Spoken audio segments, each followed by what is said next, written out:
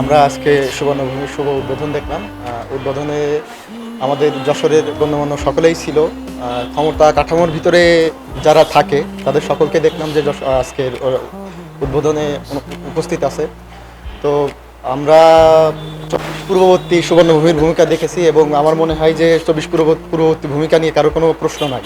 আমরা আশা রাখবো ২৪ পরবর্তী একই ভূমিকা থাকবে। রাষ্ট্রের ষষ্ঠ স্তম্ভ হিসেবে, রাষ্ট্রের দর্পণ হিসেবে যে ভূমিকা পালন করার দরকার একটা পত্রিকার বা একটা প্ল্যাটফর্মের বা আপনাদের প্রতি আমাদের সেই আহ্বানই থাকবে যে কোনো দলকানা না হয়ে, ক্ষমতার লেসপেন্সার না হয়ে সঠিক সত্য দর্পণ হিসেবে সমাজে আবির্ভূত হবে এবং এই আশাবাদ ব্যক্ত করতেছি। শুভকামনা থাকবে সুবর্ণভূমির জন্য।